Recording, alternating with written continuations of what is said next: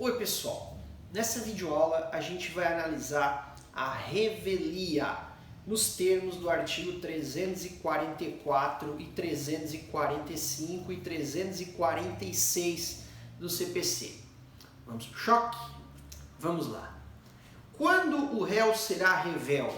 Vamos lá.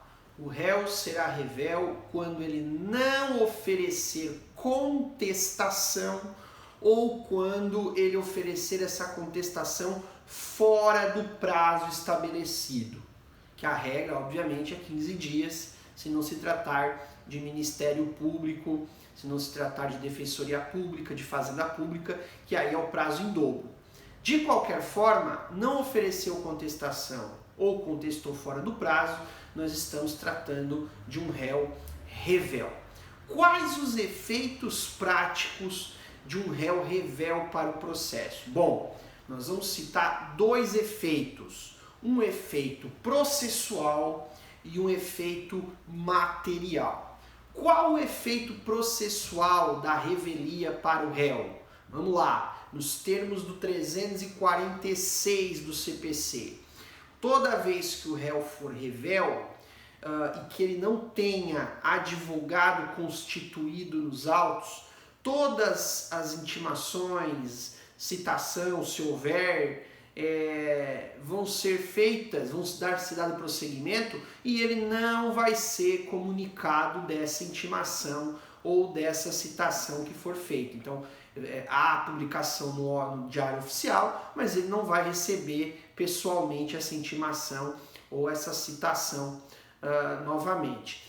Isso significa dizer que os processos vai seguir e ele vai ter que arcar com as consequências de não ter oferecido essa contestação ou de não ter efetuado a contestação dentro do prazo legal a partir do momento que ele não tem advogado constituído nos autos. Se ele vier a constituir um advogado, ou já tem esse advogado constituído, mas como eu disse, ele perdeu o prazo para contestar, mas ele já tem um advogado que entrou nos autos, ainda que de forma extemporânea, ele vai poder intervir no processo da forma que ele pegar o processo, né? Nos termos do parágrafo único do 346. Agora, ele vai receber o processo da forma em que ele se encontrar, ele não vai poder repetir o ato, vai poder pegar dali para frente. Então a ideia é que se ele só entrar no processo depois do prazo de contestação, depois de ter passado esse prazo, ele só vai poder intervir para respeitando-se assim devido ao processo legal, contraditório ou defesa,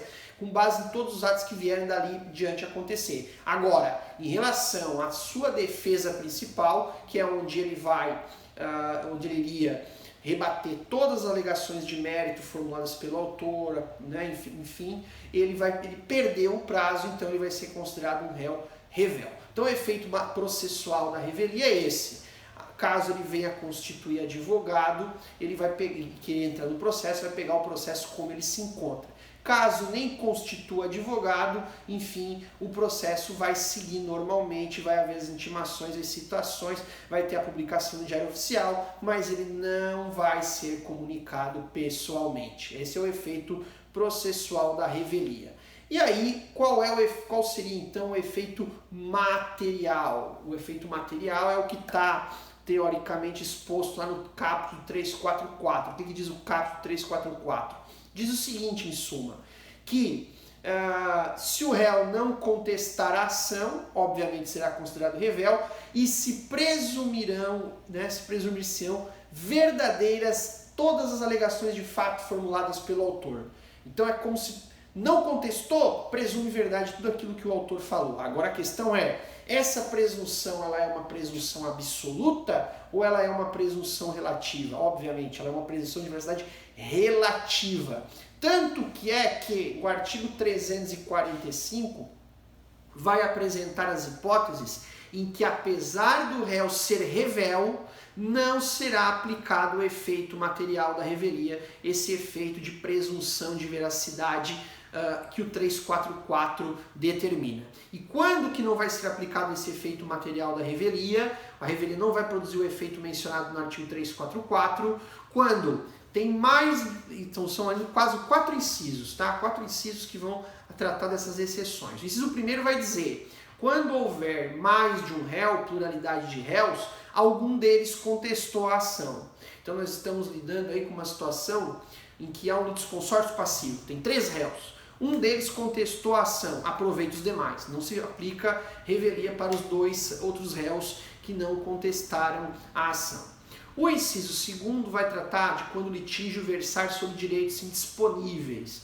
Então, quando se discute questões relacionadas à área da família, por exemplo, a separação, né, um divórcio litigioso, guarda de um filho, enfim, tudo que envolve direito indisponível não aplica revelia. Isso, inclusive, pode ser adotado em algumas situações envolvendo a fazenda pública. Para a fazenda pública, muitas vezes, não há a aplicação de revelia por se tratar de direito indisponível, né? Um exemplo também aqui que poderia se enquadrar de fazenda pública é quando a Procuradoria do INSS não contesta uma ação ou perde o prazo para contestar a ação envolvendo aí a discussão de um benefício previdenciário, né? Quando se discute uma concessão, uma revisão de benefício, não é porque o procurador do INSS perdeu o prazo ou não contestou que vai ser aplicada a revelia nesse caso, por se tratar de direito indisponível. Mas nem sempre a fazenda pública vai ter essa prerrogativa. Existem situações aí que tem que ser feito um estudo mais aprofundado,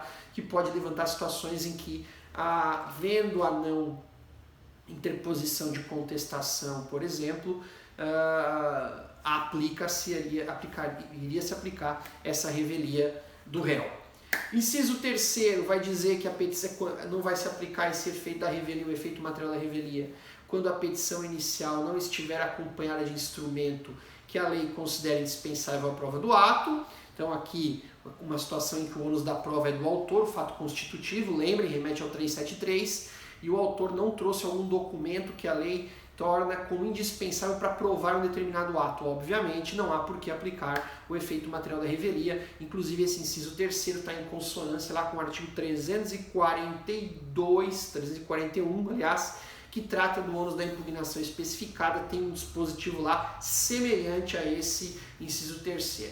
E finalmente o inciso 4º, que vai dizer que as alegações de fato formuladas pelo autor forem inverossímeis ou estiverem em contradição com a prova constante dos autos. Guardem essa informação. A prova produzida pelo autor não é do autor, é do processo, Então, mesmo que essa prova ela contradite algum fato por ele alegado, certo? Não é porque o ônus da prova era dele, ele fez a inicial e o réu não contestou, que o juiz obrigatoriamente vai seguir aquilo que o autor mencionou na petição inicial, o fato formado por ele, porque ele não conseguiu provar aquele fato. O ônus da prova era dele, um fato constitutivo é sempre do autor.